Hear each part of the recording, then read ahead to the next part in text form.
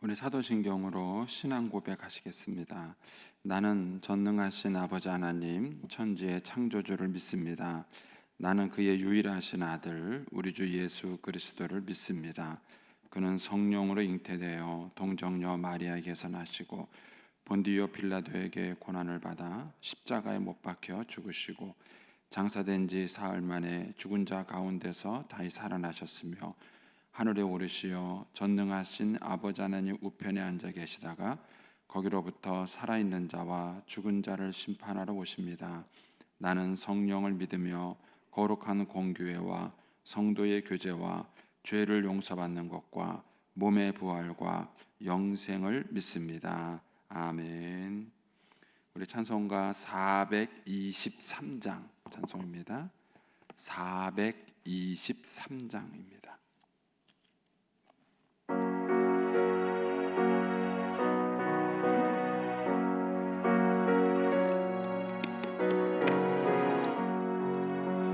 목보다도 더 검은 죄로 물든 이 마음 있는 보다 더 이게 깨끗하게 씻겼네. 주의 보혈 흐르는데 믿고 뛰어나가 주의 은혜 내가 입어 깨끗하게 되었네.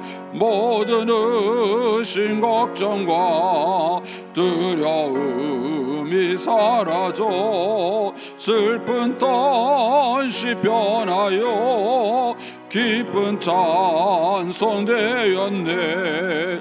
주의 보혈 흐르는데 믿고 뛰어나가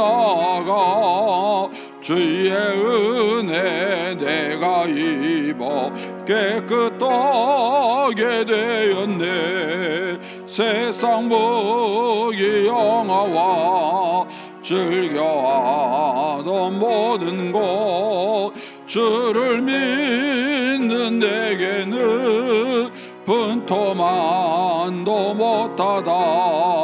주의 보혈 흐르는데 믿고 뛰어나가 주의 은혜 내가 입어 깨끗하게 되었네. 나의 모든 법에는 저 천국에 쌓였네. 나의 평생 자랑은 주의 십자가로다. 주의 보혈 흐르는데 믿고 뛰어나가 주의 은혜 내가 입어 깨끗하게 되었네. 아멘. 기도하겠습니다. 좋으신 아버지 하나님 은혜를 감사합니다. 지난 간밤에도 저희들을 주님 품 안에서 편히 쉬게 해주시고 또 이 새벽에도 저희들을 주 앞에 불러주심을 감사합니다. 오늘도 저희들에게 새날 주시고 또 생명 주시고 건강 주셨는데 이 한날도 주님과 더불어 동행하게 하시고 주를 기쁘시게 하는 한날 되게 하여 주옵소서. 이 새벽에도 주님께 감사의 예물을 올려드립니다. 치유하심으로 감사를 알게 하시는 하나님의 은혜를 감사합니다. 순종하는 삶을 살게 하여 주옵소서. 또 1000번째 예물 주님께 올려드립니다. 하나님 아버지 믿음으로 순종으로 감사로 드리는 예물을 주님께서 기뻐 받으시며 약속하신 하늘의 복과 땅의 복으로 충만하게 채워 주옵소서. 주의 은혜로 종의 가정들을 형통케 해주시며 그 자녀들을 축복하여 주시옵소서. 예수님의 이름으로 축복하며 기도하옵나이다. 아멘. 오늘 아침 말씀은 마태복음 23장 25절에서 39절까지 말씀입니다.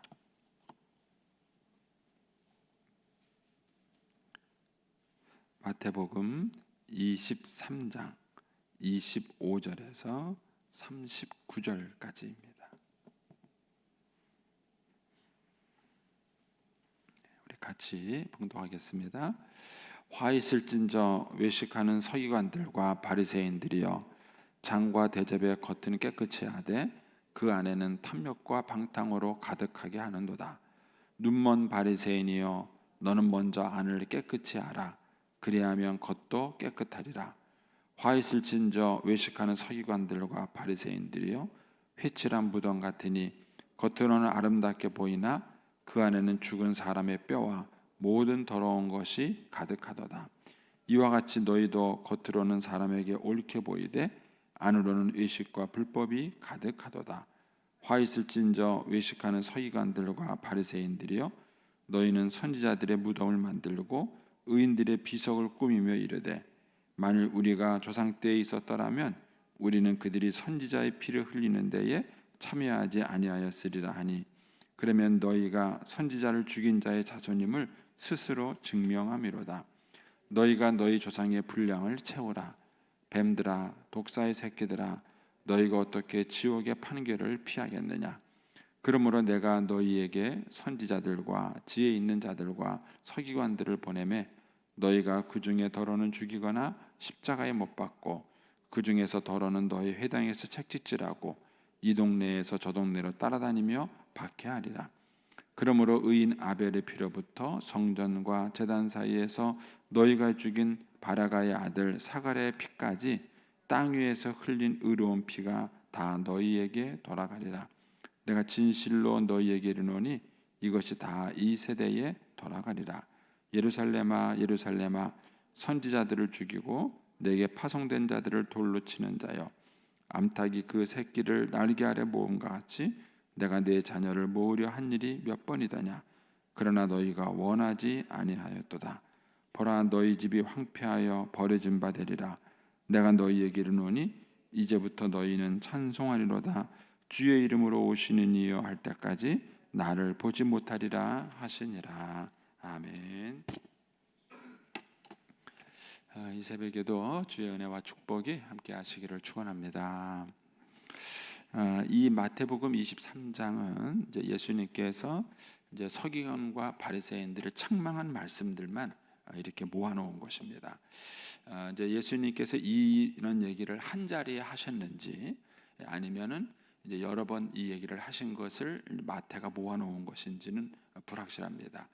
그러나 어쨌든 이 마태복음 23장에는 바리새인과 세리들을 책망하는 그 내용이 이 마태복음 23장에 다 모여져 있습니다. 여기 보면 이제 화 있을진저 외식하는 서기관과 바리새인들이요. 이 표현이 이 23장 안에 7번 반복이 됩니다. 그래서 이제 7번 이들을 이제 예수님이 책망하시는 거죠. 5절에도 보면은 화 있을, 아니 5절입니다. 25절입니다. 25절 이제 5번째 예수님이 화 있을진저 외식하는 서기관과 바리새인들이요 이렇게 말을 하는 거고, 27절에 가면은 6번째 화 있을진저 외식하는 서기관과 바리새인들이요 이렇게 말하고, 그다음에 29절에 가면 7번째로 화 있을진저 외식하는 서기관과 바리새인들이요 이렇게 이제 예수님이 그 책망하시는 내용입니다. 이 예수님이 이제 바리새인들을 향해서 이제 화가 있다 이렇게 말해요. 이제 바리새인들을 예수님께서 굉장히 엄하게 책망을 하세요. 그 당시에 이제 죄를 많이 진 사람은 오히려 세리고 창기들이라고 할 수 있겠습니다. 그런데 예수님은 그 당시 눈으로 봤을 때, 도덕 윤리적인 눈으로 봤을 때에 죄를 많이 지은 그런 세리나 창기들을 향해서는 한 번도 이렇게 말씀하신 적이 없으세요. 얘들이 화 있을진저 이렇게 말씀한 적이 없으세요. 근데 그 당시에 도덕 윤리적으로 봤을 때에는 흠없는 사람이 바리새인들입니다. 이 바리새라는 이름 자체가 이렇게 구별주의자라는 뜻이 있는데, 이들이 구별주의라는 별명이 붙이게 된 이유가 자기들의 생활 속에서 굉장히 구분되는 생활을 한 거예요. 그러니까 이제 뭐 그 안식일 규정을 철저히 지키기 위해서 미리삭을 자르지 않는다든지, 밖에 나갔다 들어오면은 뭐 손을 씻는다든지 등등 이런 규정들을 철저히 지킨 거죠. 누가복음 18장에 보면은 바리새인 스스로가 그런 말을 하죠. 자기는 이제 도둑질, 이 세리와도 같지 않는다. 일에 2번씩 금식하고 하나님께 11조를 드리고 이렇게 자기를 자랑해요. 그러니까는 외형적으로 봤을 때에, 도덕 윤리적으로 봤을 때에는 이 바리새인들은 굉장히 훌륭한 삶을 살아가는 사람이에요. 그런데 이제 이런 바리새인들을 향해서 유일하게 예수님이 화 있을진저 이렇게 말합니다. 그리고 이 독사의 자식들아, 이 얘기를, 이 험악한 표현을 예수님이 한 적이 없으세요. 그런데 이렇게 험악한 표현을 하고 책망을 한 사람은 이 바리새인들이 유일한 것입니다. 그 정도로 예수님은 이 바리새인들의 상태를 굉장히 심각하게 보신 거예요. 굉장히 이 바리새인 상태를 심각하게 보신 겁니다. 자, 그러면 이제 예수님이 이제 바리새인들에게 심각하게 보신 내용들을 좀 보겠습니다. 먼저 25절에 보시면 다섯 번째로 이제 화 있을진저 이제 이렇게 얘기를 했는데, 이들의 문제가 뭐냐면은 의식하는 서기관과 바리새인들이요, 잔과 대접의 겉은 깨끗이 하되 그 안에는 탐욕과 방탕으로 가득하게 하는도다. 예수님이 바리새인들을 책망한 이유는 겉과 속이 다르기 때문에 그런 거예요. 겉과 속이 다르기 때문에 주님께서 그것을 굉장히 책망을 하시는 거죠. 거기 이제 보시면 27절에 가서도 여섯 번째 화 있을진저 하면서도 똑같은 얘기를 하세요. 화 있을진저 외식하는 서기관과 바리새인들이여, 회칠한 무통 같으니 겉으로는 아름답게 보이나 그 안에는 죽은 사람의 뼈와 더러운 것이 가득하도다. 그러니까는 무덤에다가 비유했어요. 지금도 우리가 보면은 이제 뭐 동양적인 무덤과 이스라엘의 무덤은 다르죠. 동양적인 무덤이라면은 주님이 회칠하다가 하지 않고 뭐 잔디로 가꿨다 뭐 이렇게 말을 할지 모르겠어요. 그러니까 무덤을 굉장히 이쁘게 가꾸잖아요. 잔디로 가꾸고 이렇게 비석을 만들어서 화려하게 꾸며요. 그러나 파보면 그 안에 뭐가 있어요? 죽은 시신의 뼈가 있는 거죠. 그러니까 예수님이 이제 그런 무덤에다가 바리새인의 상태를 비유한 거예요. 겉으로는 깨끗하게 꾸몄어요. 회칠을 해가지고 아주 이쁘게 꾸몄어요. 그러나 그 안에는 죽은 뼈와 같다. 근데 요지는 뭐죠? 겉과 속이 다르다는 거예요. 그래서 27절에도 겉으로는 이렇게 말하지만 그 안에는 이렇게 말합니다. 바리새인들의 문제는 뭐냐면 겉과 속이 다른 거예요. 그래서 우리가 신앙생활하면서 조심해야 될 부분이 이 부분입니다. 왜냐하면 이제 그 예수 믿는 사람들이 이 위험성이 많아요. 그 이유가 뭐냐면은 하나님께서 우리에게 요구하는 수준이 있기 때문에 그렇습니다. 이 속에서 제일 위험한 사람은 저예요. 왜냐하면은 목사가 겉과 속이 다를 가능성이 많습니다. 왜냐하면 목사도 인간이에요. 인간인데 하나님의 일을 해야 돼요. 하나님의 일을 해야 되고 또 하나님의 대리자 역할을 해야 됩니다. 근데 이거는 근본적으로 자격이 없는 거예요. 근본적으로 자격이 없고 근본적으로 그런 능력이 안 됩니다. 제가 어떻게 하나님의 역할을 할 수 있겠어요? 제가 어떻게 하나님의 대리자의 역할을 할 수 있겠습니까? 근본적인 안 되는 거를 하는 일을 맡은 거예요. 근본적으로. 예수 믿는 사람들, 그러니까 오늘날 그 코로나 사태 때문에도 그렇지만은 사람들이 교회를 해서 책망하는 이유가 뭐예요? 예수 믿는 사람이 예수 믿지 않은 사람보다 수준이 낮아서 그런 게 아니에요. 근본적으로 그 사람들이 교회의 신자에게 거는 기대가 높아서 그래요. 뭐 여러분 뭐 교도소에 있는 애들이 욕한다고 뭐라 하겠습니까? 원래 저것들은 저놈들이야 이렇게 말하겠죠.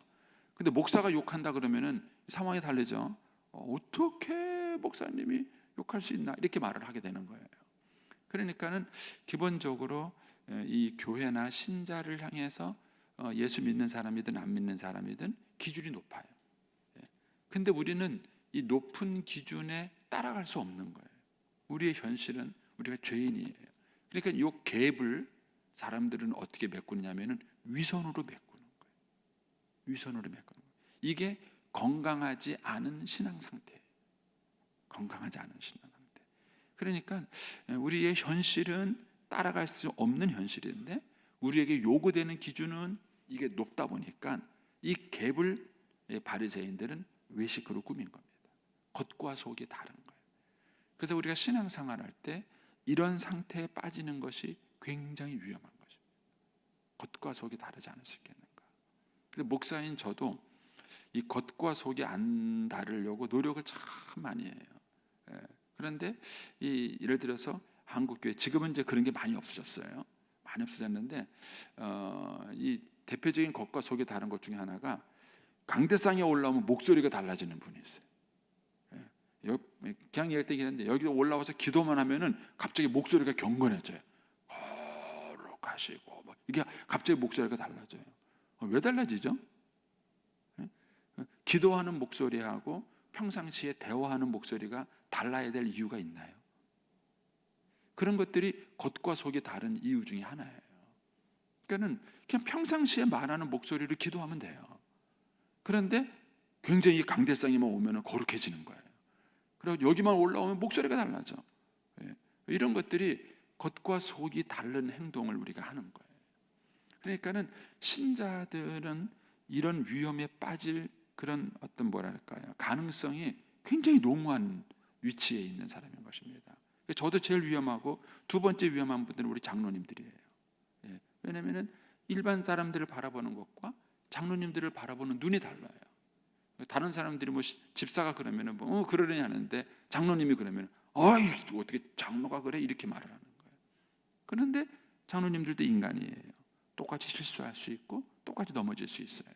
그러다 보니까는 기대 수준은 높고 현실적으로는 어렵고 그러다 보니까 이 사이를 위선으로 채우는 거예요. 위선으로.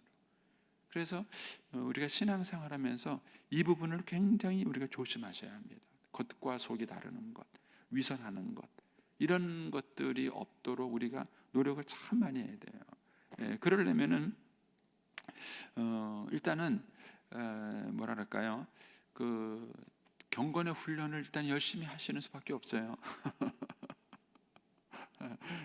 그래서 이제 정말 신자다운 그런 삶을 살아갈 수 있도록 일단 해야 되겠죠. 근데 그래도 부족해요.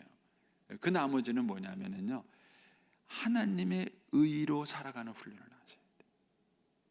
여러분, 저도 이제 뭐 매번 마찬가지지만 지금까지 평생 목회를 했어요. 저는요, 목사의 삶을 살아온 거예요. 그래도 매번 하나님 앞에 쓸 때마다 하나님 저를 은혜로 감싸주시고 보혈로 덮어주시고 연약함을 숨겨주세요. 늘 이렇게 기도해요. 왜냐하면 지금도 여전히 실수하거든요. 지금도 여전히 부족함이 있는 거예요. 그런데 그럼에도 불구하고 성도들은 목사에게 거는 기대가 있어요. 그러니까는 그 기대만큼 제가 또 따라가 줘야 되겠죠. 그러니까 이제 그 훈련을 하면서도 하나님 오늘도 저를 감싸주세요. 그러니까는 하나님의 의로 살아가야지 자기의 의로 살아가면은 반드시 위선을 하게 되는 거예요. 그래서 예를 들어서 제가 잘못을 했어요. 그러면 굳이 숨길 필요 없습니다. 그냥 아이고 죄송합니다. 제가 부족해서 그런데 기도해 주시고 또 저도 더 열심히 경건의 훈련을 해서 좋은 목사가 되도록 훈련하겠습니다. 오늘도 제가 이렇게 여러분들을 가르치고 지도하는 것은 내가 능력이 탁월하거나 죄가 없고 모든 면에서 완벽해서 하는 게 아니에요. 하나님이 저를 부르셨기 때문이고 이 일을 맡기셨기 때문이고 하나님의 은혜로 오늘도 이 사역을 감당하는 거예요. 그러니까 하나님의 은혜를 의지하고 하나님의 의를 의지하면 굳이 그렇게 위선할 필요가 없어요. 근데 사람들은요, 자기의 의를 내세우려고 그래요. 내가 얼마나 거룩하게 사는지, 내가 얼마나 훌륭한 신앙인인지, 그러다 보니까는 위선이 생기는 거예요. 겉과 속이 다른 위선이 생기는 것입니다. 그래서 이 신자들이 살아갈 때 이 부분을 굉장히 주의해야 된다. 겉과 속이 다르지 않도록 하는 것이에요. 자, 그런데 28절에 보면은 이렇게 이제 겉과 속이 다른 이유가 뭐죠? 28절에 보면 이와 같이 너희도 겉으로는 사람에게 옳게 보이되 안으로는 의식과 불법이 가득하도다. 그러니까 겉과 속이 다른 이유가 뭐냐면은 사람에게 옳게 보이려고 하기 때문에 그래요. 이거는 마태복음 6장에서도 지적했고 주님이 계속 지적을 하는 거예요. 거짓 신앙은 하나님보다 사람을 의식하는 거예요. 그래서 마귀도 자꾸 우리에게 사람을 의식하게 만들어요. 자꾸 사람을 의식하게 만들어요. 그런데 우리가 신앙생활 한다는 것은 이런 것과 싸워야 돼요. 사람보다는 자꾸 하나님을 의식해야 돼요. 자꾸 하나님을 의식하고 내가 하나님 앞에서 어떻게 살아가야 되나, 내가 하나님 앞에서 오늘도 어떤 모습으로 섰는가. 그래서 늘 하나님의 눈을 의식하고 하나님 앞에서 살아가는 이 훈련을 자꾸 의식적으로 하셔야 되는 거예요. 근데 그렇지 않다 보면은 마귀는 자꾸 우리에게 자극을 줘요. 사람에 대한 자극을 주는 거예요. 그러다 보니까는 하나님보다 자꾸 사람을 의식하게 되고 사람의 눈만 보이게 옳게 하게 되는 거예요. 그러다 보니까는 이제 외식과 위선을 하게 되는 것이죠. 그래서 우리가 신앙생활하기가 가장 좋은 게 사실은 가정이에요. 가정. 사람들이 다른 곳에서는 그래도 위선하기 좋죠. 그런데 가정에서는 위선하기가 쉽지 않은 거예요. 그래서 우리가 신앙생활하면서 가정 안에서의 신앙생활을 경건하게 할 수 있도록 훈련해야 돼요. 특별히 하나님께서 우리에게 결혼이라는 제도를 주시고 부부가 살게 하신 것은요, 부부가 서로가 서로의 신앙을 체크해 주는 거예요. 그래서 배우자에게 인정받는 신앙이 돼야 돼요. 배우자에게 인정받는. 그러니까 다른 사람들은 쉽게 속일 수 있어요. 근데 배우자는 속이기가 쉽지 않죠. 또 자녀들에게 인정받는 신앙이 돼야 되는 거예요. 자녀들에게 우리가 부모가 계속 속이기도 쉽지 않아요. 그래서 우리가 가정 안에서 어떻게 경건 훈련하는가 하는 것이 굉장히 신앙적으로 중요한 거예요. 디모데 전서에 보면 이제 직분자에 대한 자격 기준이 나와요. 근데 그 직분자에 대한 자격 기준이 나올 때 가정 기준이 나옵니다. 가정 기준. 그러니까 우리가 가정 안에서 존경받고 사랑받는 사람이래야 교회 안에서도 존경받고 사랑받는 사람이 될 수 있습니다. 이런 면에서 가정이라는 것은 좋은 신앙의 훈련이 터전이 되는 겁니다. 좋은 신앙의 훈련이 터져야 돼요. 그래서 우리가 예수 믿는 사람이 신앙생활하면서 정말 조심해야 될 건 뭐냐? 그게 이제 겉과 속이 다른 거예요. 우리는 늘 그런 위험에 처해 있는 사람이에요. 그래서 이 겉과 속이 다르지 않도록 이것이 일치할 수 있도록 우리가 신앙생활하는 것이 되게 중요한 것입니다. 그래서 예수 믿는 사람들이 주기적으로 이렇게 자기를 점검하는 시간을 갖는다는 것이 참 대단히 중요해요. 여러분들이 설교를 듣는 것만 갖고는 절대로 자기를 점검할 수 없습니다. 자기를 듣는 것만 갖고는 여러분이 반드시 이것을 가지고 개인적으로 묵상하고 하나님의 말씀의 거울 앞에 자기를 비춰보는 이 훈련이 없으면은 우리는 자칫 이런 위선에 빠질 수가 있다는 것입니다. 자, 이제 조금 더 이제 가셔서 이제 이 30절에 가면은 이제 29절에 가면 주님이 또 이제 일곱 번째로 이들을 지적하죠. 화이신저 외식하는 서기관과 바리새인들이여, 너희는 선지자들의 무덤을 만들고 의인들의 비석을 꾸미며 이르되 만일 우리가 조상 때에 있었더라면 우리는 그들이 선지자의 피를 흘리는데 참여하지 아니하였으리라. 이들의 일곱 번째 외식은 뭐냐면요, 다른 사람들의 허물을 지적함으로써 자기는 의롭다고 여기는 거예요. 이게 문제예요. 여러분, 우리가 남의 눈에 뭘 본다? 티끌을 본다. 자기 눈에 뭐를 보지 못한다? 들보를 보지 못한다. 이게 인간이 본질적으로 갖고 있는 약점이에요. 그래서 여러분들의 갈등이 딱 생기면은요, 일단 자기를 돌아봐야 돼요. 여러분, 부부가 서로 막 싸울 때 보면은요, 상대방의 허물을 지적하잖아요. 그런데 남편이 아내가 말하는 거 인정하는 거 보셨어요? 아내가 막 그래, 가만 생각해 보니까 당신 말이 맞는 것 같다. 내가 그런 면이 있었네. 이런 남편들 있으신가요? 혹시 그런 남편이 계시면은요, 막 대단히 훌륭하신 분하고 사시는 거예요. 대단히 훌륭한. 남편만 그러게 아니라 아내들도 마찬가지예요. 남편이 뭐라고 막 하면은요, 아내가 그래 여보 당신 말이 맞는 것 같아. 이런 아내가 있나요? 이 사람들은요, 이 싸움은요 상대방의 잘못을 기가 막히게 봐요. 근데 자기는 아니래요. 나는 아니래요. 물론 저도 마찬가지입니다. 저도 뭐 이제 아내하고 싸움을 그러는데 이 사람은 어떤 특징이 있느냐면요, 상대방의 잘못을 지적함으로써 자기를 합리화시켜요. 저도 이제 그렇고 아내도 그렇고 가끔 대화하다 보면은 그런 패턴을 넘어갈 때 있어요. 예를 들어서 뭐 저든 아내든 이제 상대방에게 서섭한 얘기를 해요. 당신 이거 좀 이렇지 않느냐 이렇게 말했을 때 그래 나한테 그런 면이 있어? 이렇게 대화가 흘러가야 돼요. 그런데 배우자가 당신 뭐 그렇지 않느냐 이렇게 말하니까 당신은 잘해? 이렇게 나가는 거예요. 아니 이것과 이거 무슨 상관이에요? 일단 예를 들어서 남편도 잘못하고 아내도 잘못했어요. 근데 남편이 먼저 아내의 잘못을 지적했어요. 그러면은 맞아 그런 면이 있네. 그들을 끝내고 그 다음에 또 그래도 당신도 그러는 것 같아. 이렇게 대화가 진행이 돼야 돼요.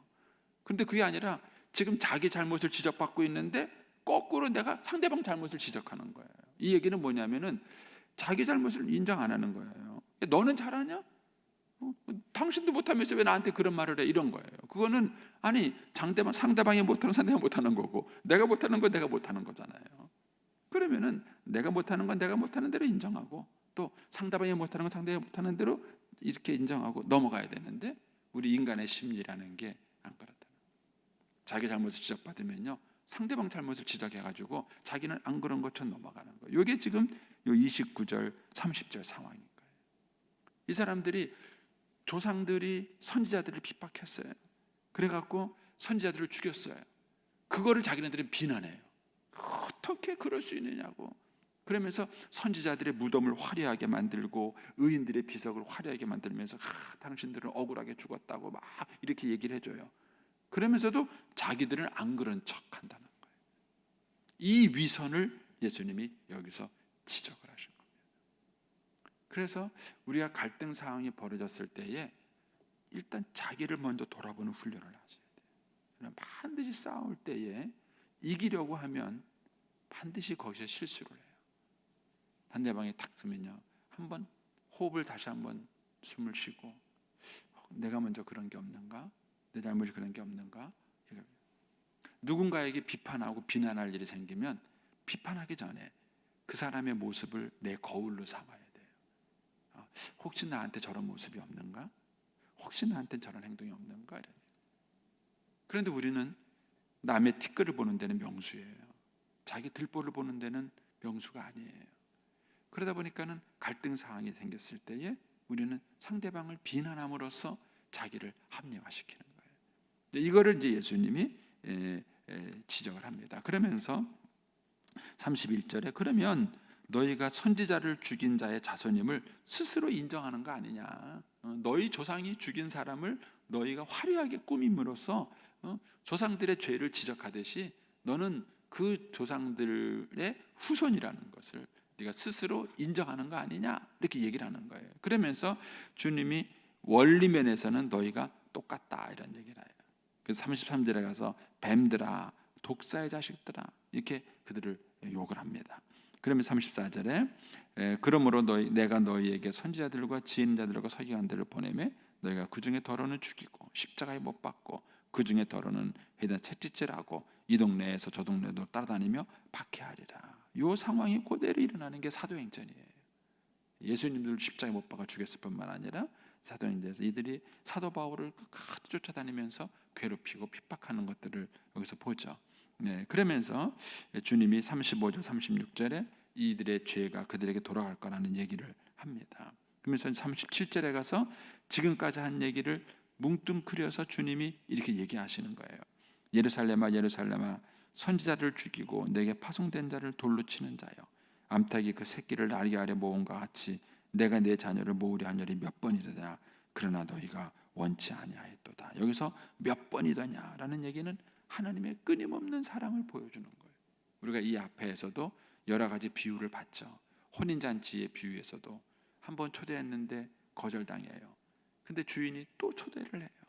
그게 하나님의 사랑이에요. 하나님은 또 상처를 받고도 또 우리에게 다가오시고 그런 것이죠. 품삯을 보내냐고 일꾼을 보내는데 때려서 보내요. 근데 또 보내요. 또 때려 보내요. 나중에 자기 아들을 보내요. 이게 하나님의 사랑이에요. 그래서 하나님은 몇 번이고 우리를 권면하신 거예요. 그런데 여기에 대한 이스라엘 백성들의 죄가 뭐죠? 너희가 원치 아니하였도다. 끊임없이 불순종이에요. 근데 이제 불순종이 뭐죠? 거기 37절에 가면은 선지자를 죽이는 거예요. 내게 파송된 자를 돌로 치는 거예요. 여러분, 늘 말씀드리지만 하나님의 권위를 부정하면 돌이킬 길이 없어요. 물론 권위도 잘못할 경우가 있어요. 그런데 권위를 무너뜨리지 마세요. 여러분, 이것이 오늘 우리 한국 사회에 굉장히 큰 문제예요.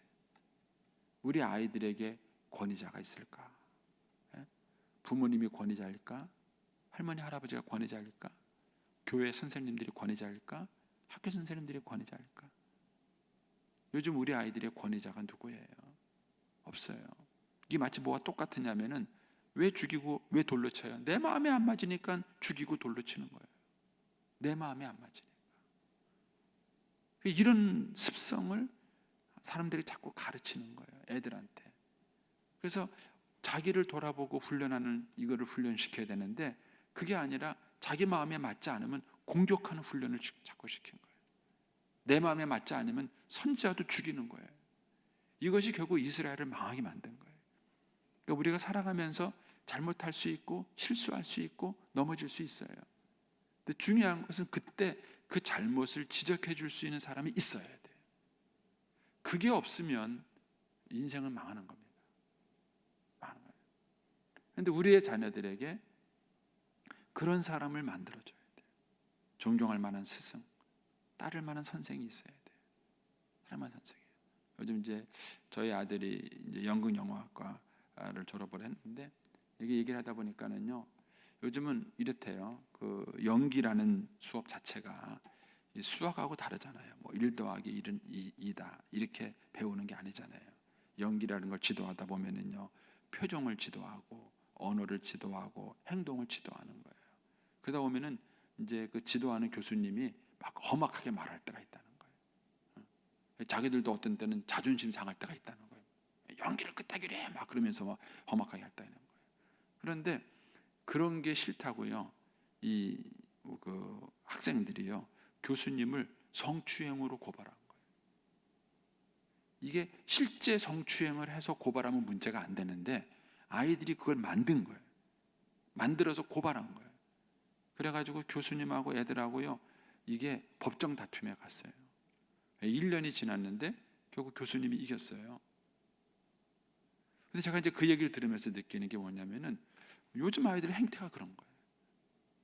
막 이렇게 기소하다 갈등이 생기면은요, 그냥 자기들 편의대로 그냥 확 갖다 밀어붙이는 거예요. 요즘 얼마나 밀어붙이기 좋은 소재예요. 예? 그러니까 그걸 보면서 이제 저희 아들이 그래요. 이번에 걔네들을 대체 어떻게 될지 모르겠어. 그런 거예요. 그러니까 자기가 보기에도 불안한가 봐요. 자기가 그렇게 다니면서 자기랑 마음이 맞지 않다고 그거를 고발하고 그렇게 하는 그런 식의 풍토를 아이들이 배운다면 어떻게 그 아이들이 지도를 받고 훈련을 받고 성장할 수 있겠는가 하는 문제예요. 근데 이 이스라엘 백성들이, 지금 이 바리새인들이 망한 이유가 그거예요. 예수님은, 하나님은 이들에게 사랑을 보여줬어요. 그 사랑이 뭐냐면 선지자들을 보내는 거예요. 가르치는 자를 보내는 거예요. 그래서 여러분들에게 누군가가 스승이 있고 그 스승이 있어서 여러분들을 책망하는 사람이 있다는 것은 하나님이 여러분들을 사랑하는 표시예요. 그래서 그 사랑하는 표시로 스승을 보내는 거고 책망을 하는 거예요. 근데 그걸 거절하면 하나님의 사랑을 거절하는 거예요. 그래서 하나님이 안타까워하는 거예요. 예루살렘아 예루살렘아, 내가 암탉이 품듯이 얼마나 내가 많은 선지자를 보내느냐. 근데 보낼 때마다 이스라엘 백성들은 죽이고 마지막에 뭐예요? 하나님의 아들인 예수님까지도 십자가에 못 박아 죽이는 거예요. 그러니까 이 권면과 책망을 거절하는 것이 사랑을 거절하는 거예요. 하나님의 사랑을 거절하는 거예요. 그래서 우리가 이 순종의 훈련이라는 것이 대단히 중요합니다. 유교의 순종과 기독교의 순종은 달라요. 유교의 순종은요, 맹종이에요, 맹종. 그건 권위자를 위한 순종을 가르치는 거예요. 그러나 기독교의 순종은요, 질서예요, 질서. 하나님께서 우리의 삶을 다스려가는 하나님의 질서, 영적인 질서를 우리에게 가르치는 것입니다. 그래서 이 우리의 삶 속에 좋은 스승이 있다는 것은, 여러분을 누군가가 책망해 줄 사람이 있다는 것은 여러분 큰 축복이에요. 그래서 교회 안에서도 사실은 이런 분위기가 자연스럽게 만들어야 돼요. 권사님이 집사님을 훈계할 수 있어야 되고, 또 장로님들이 권사님들을 훈계할 수 있어야 되고, 그래서 신앙의 선배가 신앙의 후배들을 권면하기도 하고 책망하기도 하고 훈련할 수 있어야 돼요. 그리고 또 그 훈련에 대해서 순종하고 따라갈 수 있는 마음이 있어야 돼요. 근데 이게 무너지면 하나님의 사랑을 받을 길이 없다는 거예요. 주님이 그 얘기를 하시는 거예요. 내가 얼마나 많이 너희들에게 선지자를 보냈느냐. 근데 너희가 다 원치 않고 그 사람들을 돌로 치고 죽이고 그랬다는 거예요. 결국 그것이 지금 바리새인들이 외식하게 되는 결과가 된 거예요. 겉과 속이 다른 사람이 된 거고, 결국 이것 때문에 주님은 화 있을진저 이렇게 얘기한 것입니다. 이 바리새인들의 모습이 저와 여러분에게 거울이 될 수 있게 되기를 바랍니다. 오늘 한 날도 주님의 사랑과 인도 가운데 승리할 수 있게 되기를 축복합니다. 기도하겠습니다.